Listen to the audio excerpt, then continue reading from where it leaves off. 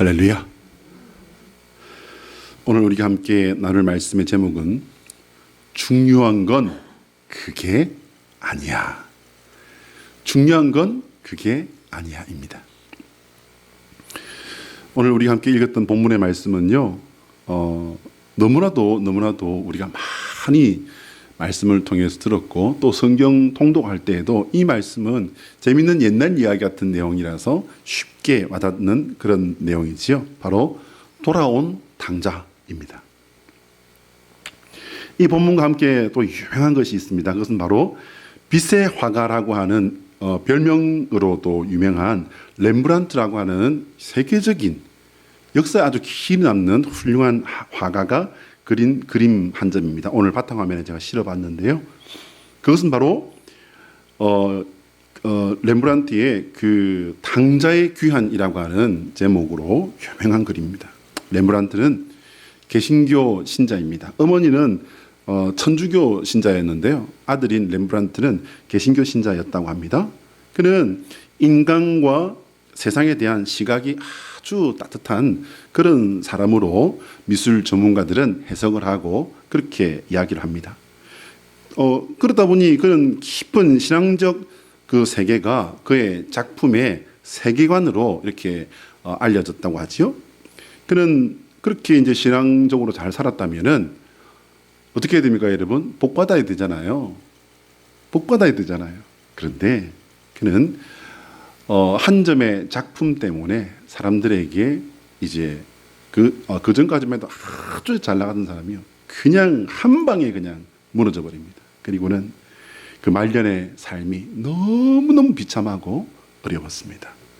그리고 63세라고 하는 그리 많지 않은 나이에 그의 나라 네덜란드 암스테르담에서 쓸쓸하게 비참하게 살다가 죽음을 맞이했다라고 이렇게 알려져 있습니다. 그의 죽음 이후에 그는 네덜란드라고 하는 이 나라를 대표하는 그런 화가로 이렇게 자리매김하게 되는데요. 근데 그 네덜란드를 넘어서 온 유럽에 그리고 전 세계 미술 역사에 중요한 한 획을 긋는 그런 화가로 이제 평가를 받고 있습니다.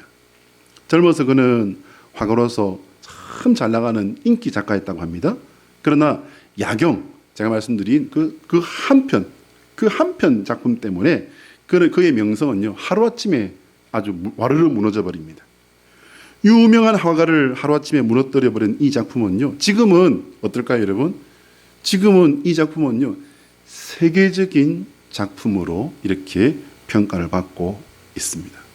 뭐냐면요, 그 당시에 사람들이 렘브란트의 이 명작을 이해를 못한 거죠.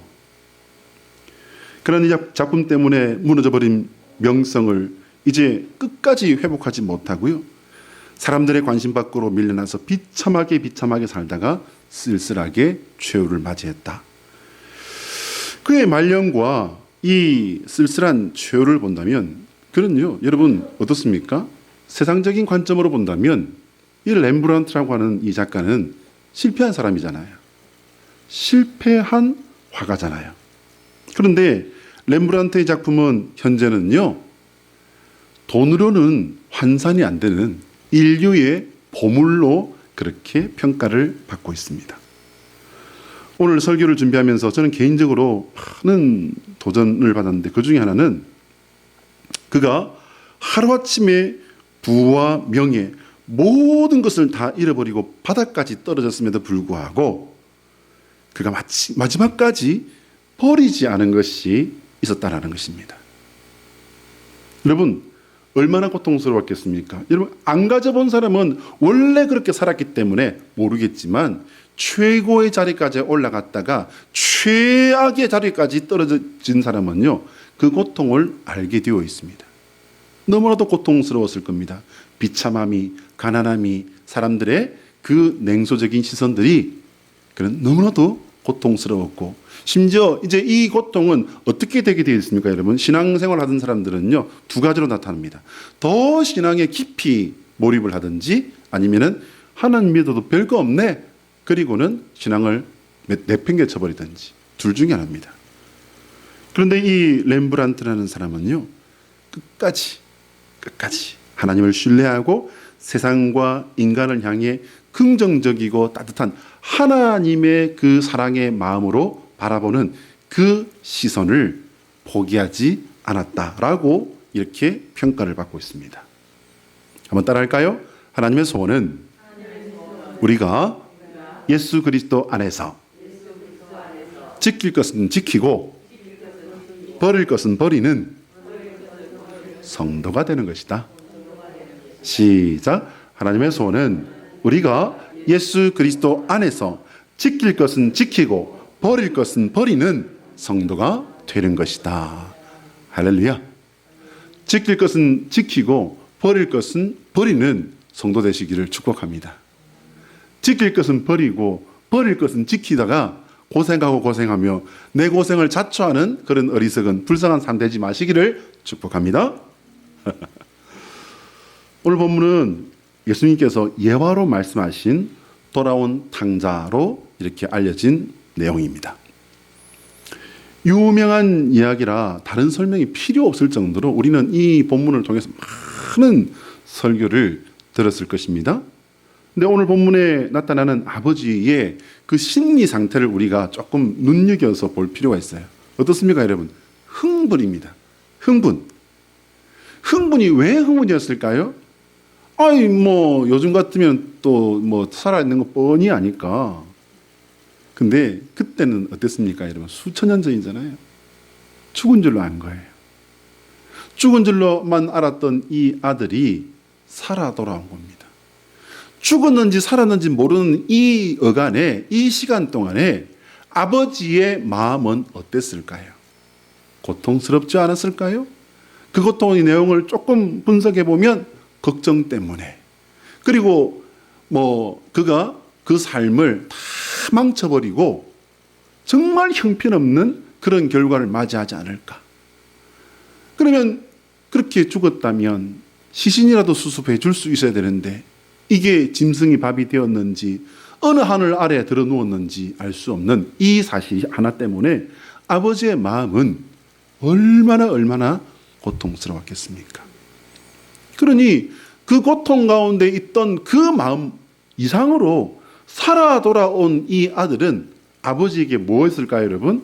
흥분이고 감사고 기쁨 아니었겠습니까? 터져버린 겁니다. 고통이 기쁨으로 바뀌어서 터져버린 겁니다. 자신이 이제 아버지에게 돌아가서 어떻게 하리라 그 비참한 속에서 이제 결정을 하고 돌아온 아들을 이제 바라보는데, 성경을 보면요, 아버지가 얼만큼 흥분했는지 참 표현되어 있습니다. 개역 성경에는요, 상거, 이제 서로 거리가 먼데, 오늘 말씀은 어떻습니까, 여러분? 아직 집에서 멀리 있는 상당한 거리가 있는데 이 아들에게 아버지는 지금 달려갑니다. 여러분, 나이 들어서 달리는 게 쉬워요, 어려워요? 나이 들어서 달리는 건요, 쉽지 않습니다. 그런데 이 아버지는 달립니다. 가서는 두말하지 않습니다. 돌아온 그 작은 아들을, 여러분, 작은 아들이 살던 곳이 어디입니까? 돼지우리입니다. 돼지우리. 얼마나 냄새가 났겠습니까? 근데 그 아들을 와락 껴안고는 그리고 입을 맞춥니다. 아버지가 이렇게 달려와서 자신을 입을 맞추는 그 순간에 아들이 이 느끼는 그 마음은 어땠을까요? 그가 돼지우리에서 비참한 그 현실 속에서 내가 돌아가리라. 차라리 가다 죽든지 아니면 거기 가서 종노릇을 하더라도 여기보다 낫지 않겠느냐. 이렇게 생각하면서 그는 아마 100번, 1000번도 더 연습했을 것 같습니다. 아버지, 내가 하늘과 아버지에게 죄를 지었습니다. 지금부터는 아버지의 아들이라 일컬음을 감당하지 못하겠습니다.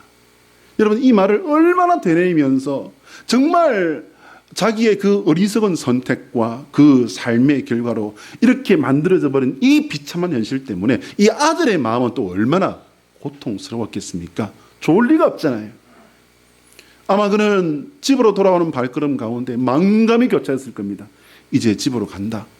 그러나 그 아버지에게 호기롭게 내가 내 삶 멋지게 살아볼 테니까 나한테 이렇게 주기로 된 거 그거 좀 주세요. 여러분 그 말씀을 읽어보면요, 이거는 고개를 갸우뚱하게 만듭니다. 그런다 또 아버지는 줘요. 또 다 이렇습니다. 비참하게 살다가 죽으면 죽고 살아도 내가 이 체면에 내가 뭐가 되겠나? 이미 내 것은 다 잃어버렸는데 종노릇을 하더라도 돼지 우리 사는 이것보다는 낫겠지. 그리고는 돌아온 겁니다. 근데 여러분 말씀을 100번이고 1000번을 읽어보세요. 아버지가 뭐라고 다른 말 하십니까? 아니요. 아들이 그런 어떤 말을 해도 아버지는 거기에 대해서는 대꾸도 하지 않습니다. 그리고는 하인에게 하는 말이 뭡니까 여러분? 좋은 옷을 가져와라. 그리고 손에 가락지를 끼워라. 좋은 신발을 신겨줘라. 이렇게 말을 하는 거예요. 그리고는 죽은 줄 알았던 아들이 살아 돌아온 이 좋은 일로 인해 우리가 어찌 가만히 있겠냐. 살찐 송아지를 잡아라. 이렇게 이야기를 합니다. 여러분 우리가 여기서 조금 우리는 제3자니까 계산을 조금 해볼 수도 있을 것 같아요. 아버지는 자신이 가졌던 전 재산이에요. 여러분 전 재산 이거 좀 투자하고 재테크하고 했던 것 중에서 이거 뭐 불리고 있던 것 중에서 빼가지고서 준 게 아니에요. 여러분 전 재산에 적어도 3분의 1 장남은 2배니까 아니면은 그가 가지고 있는 전 재산의 최대로 본다면 절반을 없애버리고 온 아들이잖아요. 절반을 없애버리고 온 아들이에요. 뭐가 그리 반가웠겠습니까? 저 같으면요, 우리 애들은 그런 일을 수가 없으니까 내가 그럴 줄 알았다 이놈의 새끼야 하고 그냥 꿀밥에다 한 대가 왕꿀밥을 한 줄 것 같아요. 그런데 이 아버지는 그게 아니에요. 어서 와라, 어서 와라. 조금만 냉정하게 생각해 보면요, 이 아버지가 옳습니다. 재산은 또 모으면 되고 안 되면 있는 것 아껴 쓰면 되잖아요. 그렇지만 이 아들이 죽었다면 어떻게 됐겠습니까, 여러분? 그건 되돌릴 수 없는 일이기 때문입니다. 잔치가 벌어지면서 온 집안은 이제 시끌벅적해집니다. 이때 들판에서 종일 일을 하고 큰아들이 이제 돌아옵니다. 큰아들은 하인에게 이게 무슨 일이냐고, 왜 이렇게 집이 소란스러우냐고 물어봅니다. 근데 하인의 설명을 들은 형은요, 화가 납니다. 우리가 지금 보고 있는 이 그림, 이제 그림을 한 장이 볼 겁니다. 이게 지금 바탕화면에 실은 그림을 조금 더 크게 이렇게 실어본 건데요. 이 그림 한 장에 모든 것들이 다 설명이 되어 있어요. 돌아온 당자라고 하는, 당자의 귀환이라고 하는 이 그림에. 오늘은 제가 호서대학교 신학과 교수인 이영진 교수님의 그 해설을 조금 참조해서 렘브란트의 작품인 이 당자의 귀환을 같이 살펴보면서 우리가 알고 있는 이 당자의 귀환에 대해서 조금 더 이게 간략하게 정리를 좀 해보려고 합니다. 이영진 교수의 해설에 의하면요, 렘브란트는 이 그림 속에 인물들의 모습을 중요한 내용으로 이렇게 배치를 하고 있다는 거예요. 그냥 배치가 아니라 여러분 그림을 잘 보시면요, 사람 얼굴에 빛이 조금은, 어떤 사람은 좀 강하게, 어떤 사람은 빛이 조금 약하게 이렇게 해서 사람 얼굴들이 빛으로 이렇게 강조가 되어 있습니다. 근데 그냥 강조가 된 것이 아니라 이 사람들이 하고 있는 이 복장과 그리고 손 자세와 얼굴 표정과 이런 것들, 그리고 또 그 위치들에 의해서 렘브란트가 이 그림의 신앙적인 그 내용들을 숨겨놓았다, 이렇게 이야기를 하죠. 그것은 바로 우리가 어떤 경우에도 잃어버리지 말아야 될 것과 어떤 경우에도 가져서는 안 되는 것들을 렘브란트는 말씀 속에서 찾고 이것을 이 한 점의 그림 속에 정리를 해 놓았다는 것입니다. 첫 번째로요, 렘브란트는 빛의 화가라고 하는 그 별명에 맞게끔요, 이 이야기 속에 중심에 누구를 뒀냐면요, 아버지를 뒀습니다. 빛의 화가 렘브란트의 그 장기, 이 빛은요, 아버지의 얼굴을 중심으로 해서 그 모든 그 구조와 위치가 다 이게 재배열되고 있습니다. 아버지가 중심이고, 이제 그리고 이제 누구 이런 식으로 아버지가 빛의 근원처럼 중심에 서 있습니다. 그것은요, 하나님이십니다. 하나님은 빛이시라. 두 번째, 아버지의 손이 하나는 여자의 손이고 하나는 남자의 손으로, 누가 봐도 이건 여자의 손이고 누가 봐도 이건 남자의 손으로 이렇게 그려져 있습니다. 돌아온 아들의 그 어깨에 이렇게 얹혀져 있는 그 아버지의 손은요, 섬세한 어머니의 손과 그리고 투박하지만 좀 더 폭넓은 아버지의 손으로 이렇게 표현이 되어 있습니다. 세 번째로는요, 탕자의 형이에요, 여러분. 탕자의 형. 아니, 탕자의 형인지 동생인지 어떻게 아나? 이렇게 우리가 적이 되지만요, 탕자의 형이 왜 형이냐면요, 그의 복장에서 그게 다 드러난다는 거예요.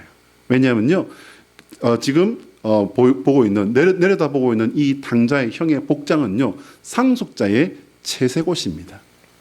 그 가정에 모든 것을 이제 물려받은 상속자의 채색옷, 당연히 형이 되는 것이지요. 그런데 이 형의 표정이 보면은 일그러져 있습니다. 한쪽 눈은 다 이렇게 보이지도 않고요, 얼굴에 반쪽밖에 보이지 않는데 그는 명백하게 인상을 쓰고 노려보고 있습니다. 그리고 그 형의 손에 이제 이 형의 마음과 심리 상태를 렘브란트는 굉장히 날카롭게 표현을 하고 있어요. 한쪽에는 손이 희미하게 되어 있습니다. 오른손입니다. 오른손이 희미한데, 그런데 희한하게도 이 오른손을 까맣게 더 강하게 칠을 했어요. 그리고 그 형상이 아주 불분명합니다. 왼손은 정상적인 그런 평범한 손으로 이렇게 그려져 있는데, 근데 문제는 뭐냐면 이 불분명하고 아주 진한 색깔로 까맣게 채색되어진 이 손이 왼손을 덮고 있습니다. 그리고 꽉 잡고 있습니다. 이게 뭡니까, 여러분? 지금 형은 분노하고 미움과 증오와 원망으로 이제 마음이 흐트러져서 이것이 그의 모든 것을 다 덮고 있다라고 하는 그런 상태를 보여주는 겁니다. 다섯 번째로요, 형의 오른손이 검은색으로 왼손을 덮고 있는 것과 반대로 아버지의 품에 안겨있는 이 동생의 발을 이제 우리가 보게 됩니다. 그 발은요, 얼마나 더러운지 몰라요. 얼마나 더러운지. 그는 이제 다 떨어진 신발을 신고 있는데, 이제 그 오른쪽 발은요, 신발이 벗겨져 있어요. 이게 뭐냐면요, 모든 것을 다 잃어버리고 이제 그의 비뚤어진 것들, 죄악된 인생관, 이 모든 것들, 그 살아보니까 이게 아니거든요. 그러므로 말미암아 그의 그 처절한 실패로 말미암아 그는 그 악한 심성을 벗어버린 겁니다. 마치 뭐처럼요, 너는 내 앞에서 너의 신발을 벗으라 명령받은 모세가 하나님 앞에 신발을 벗음처럼 그의 죄악과 어리석음의 신발을 벗어버린 겁니다.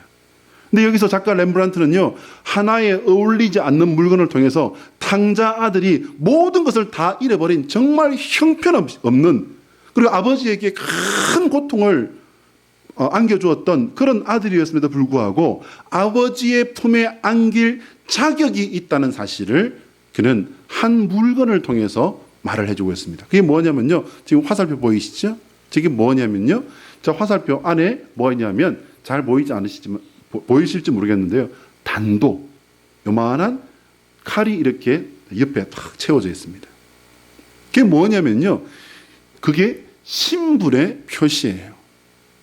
이 아버지의 아들이라고 하는 신분의 표시라는 겁니다. 그렇습니다. 이 작은 아들이 아무리 방탕한 길을 걸을 때도, 모든 것을 잃고 비참한 삶을 살 때도 결코 버리지 않은 것 한 가지가 있었다는 겁니다. 이것은 나는 우리 아버지 아들이다. 자신이 누구인지, 자신이 아버지의 아들이라는 사실을 그는 마지막 순간까지 잃어버리지 않고, 그리고 아버지 품으로 돌아왔다는 것입니다. 마지막 여섯 번째로요, 렘브란트가 숨겨둔 것 하나는 뭐냐면요, 신발이 벗겨지고 오른발이 드러나 있는 동생과는 달리 형의 신발은 아주 좋은 가죽 신발로 이렇게 그려져 있습니다. 그런데 한쪽 발이 보이지 않아요. 한쪽 눈이 보이지 않는 것처럼 한쪽 발도 보이지 않습니다. 그리고 오른쪽 발 대신에 뭐가 짚혀져 있냐면요, 지팡이가 그려져 있어요. 그림 전체 좀 띄워주세요. 오른쪽 발은 보이지 않고요, 지팡이 대신 그 위치에 있는데, 그건 뭐냐면요, 바로 동생의 분깃을 2배로 상속받은 이 상속자인 형이 아버지의 죽음을 기다리고 있다는 거예요. 그는 아버지 옆에서 모든 것을 다 가졌음에도 불구하고 아무것도 없다고 생각하며 살았고, 아버지의 죽음을 통해서 넘어오는 소유권 이전, 자기가 주인 되는 그날만을 기다리고 있었던 겁니다. 여러분 생각해 보시기 바랍니다. 방탕했지만 회개하고 돌아온 아버지의 품에 안겨 기쁨을 주고 있는 아들과 아버지의 곁에서 자기의 일을 충실히 한다고 하는 모습이었지만, 사실은 아버지의 죽음을 기다리고 있는 아들, 자신의 수고의 대가가 없음을 불만을 가지고 아버지를 사실은 원망하며 있는 이 아들, 그 아들은 아버지의 기쁨이었을지는 모르지만, 그럴지는 모르지만 적어도 그 큰 아들에게는 아버지도 가족도 그에게는 기쁨도 아니었고 분명히 의미가 없었다는 것을 우리는 어렵지 않게 생각할 수 있습니다. 사실 이것은 아버지의 또 다른 고통이었다고 저는 그렇게 생각을 합니다. 작은 아들은 집을 나가서 걱정하고 죽었는지 살았는지 모르는 그와 같은 고통이 아버지의 고통이었다면, 큰아들에 대한 고통은요, 바로 이와 같이 흐트러져 버리고 잃어버린 가족에 대한 사랑을, 아버지에 대한 존경을, 그리고 자신의 자리를 이제 바로 지켜야 될 그런 모든 것들이 다 무너져 버린 그것을 아버지가 과연 몰랐을까요? 저는 알았다고 봅니다. 그리고 그 아버지에게 그 큰아들은 고통이었다고 저는 그렇게 생각합니다. 여러분, 문제는 늘 그랬듯 우리가 문제입니다. 그러면 이제 우리가 문제예요. 우리는, 나의 모습은, 이 두 형제 중에 내 모습은 어느 쪽입니까? 실패했지만, 아버지를 고통스럽게 했지만, 집을 뛰쳐나갔지만, 그리고 말할 수 없는 죄악 속에 살았지만, 다 실패하고 무너져버린 모습이지만, 그럼 애도 불구하고 돌아와서 아버지에게 일말의 기쁨이라도 안겨준 아들인지, 다 잘하는 것 같고 다 한 것 같지만, 그래도 사실은 안으로는, 속으로는 다 뭉개져서 아버지의 진짜 말할 수 없는 큰 다른 고통인지 우리는 생각해 봐야 합니다. 그리고 예수님께서 이 비유를 말씀하신 이유를 우리가 알아야 합니다. 회개를 통한 참 믿음과 참 마음으로 하나님께 나아오느라, 그 말씀이에요. 하나님 아버지의 마음을 기쁘시게 하는 자녀가 되시기 바랍니다. 하나님과 함께 있으며 다른 마음을 품는 것으로 이게 함께 있는 게 아니에요. 교회 다닌다고 하나님 믿는 것 다 믿는 거 아닙니다.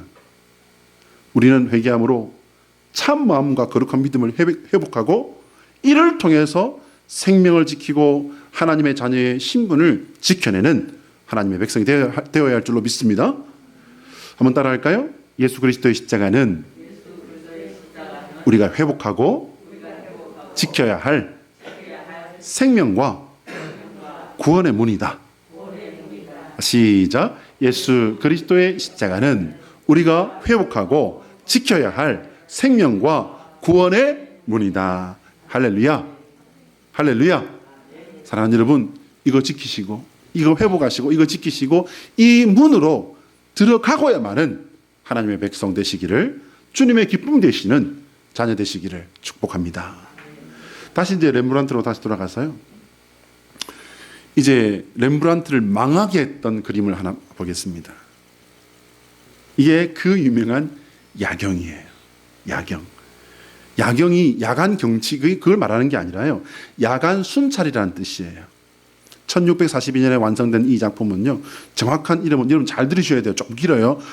프란스 반닝 코크와 빌름 반 루이덴부르크의 민병대라고 합니다. 간단하지요? 이렇게 길다 보니까 야경 이렇게 딱 줄였나 봐요. 여러분, 렘브란트를, 잘 나가던 그 젊은 작가 렘브란트를 한 방에 무너뜨려버린 망하게 했던 작품이 지금은 어떻게 되었을까요? 세계적인 유산으로 네덜란드에 이것이 국보로 탁 자리매김하고 있습니다. 세계에서 가장 유명한 그림 중에 하나가 바로 이 야경입니다. 렘브란트는 신실한 신앙인이었다고 합니다. 그의 작품은 대부분이 성경 혹은 신앙적인 내용이었다고 합니다. 흥미로운 것은 그의 작품에 자신을 그려 넣었던 것으로 이 렘브란트는 또 유명해요. 생긴 걸 보면요, 젊은 날에 생겼던 자기 자화상 이렇게 이제 스케치해 놓은 것을 보면 굉장히 장난기가 많은 그런 얼굴로 이렇게 이런 그림도 있어요. 성경 혹은 신앙적인 내용이니 당연히 그 안에 내가 여기에 있습니다라고 하는 고백의 의미로 그렸던 것이라고 저는 그렇게 해석합니다. 렘브란트는 세상이 몰라줘도 그의 시선과 믿음의 방향을 세상에 맞추지 않았습니다. 그 믿음이 렘브란트가 버리지 않은 탕자의 허리춤에 있는 당금과 같은 자신의 거룩한 신분이었다는 것을 우리는 어렵지 않게 이해할 수 있지요. 고통스러운 비참한 삶이 문제가 아니라 신앙을 지키는 것이 문제입니다. 저는 이 말씀을 마치면서 이영진 교수가 언급하지 않은 한 가지를 추가하려고 합니다. 그게 뭐냐면요, 여러분 다음 그림 보시면 돌아온 탕자의 얼굴이 어디에 있는지를 잘 보시기 바랍니다. 탕자는 잘 보시면 아버지의 가슴에 얼굴을 팍 파묻고 있습니다. 그런데 이 아버지의 가슴의 위치를 잘 보세요, 여러분. 어디냐면요, 바로 심장입니다. 심장. 아버지의 가슴에, 심장에 그의 실패와 그의 마음을 묻어둔 거예요. 여러분, 심장은 마음이고요, 생명이 깃든 곳입니다. 우리가 돌아가야 할 곳은 우리 하나님 아버지의 심장입니다. 한번 따라합니다. 잠언 4장 23절의 말씀입니다. 보시면요, 함께합니다. 시작. 모든 지킬 만한 것 중에 더욱 내 마음을 지키라. 생명의 근원이 이에서 남이니라. 할렐루야. 기도하겠습니다.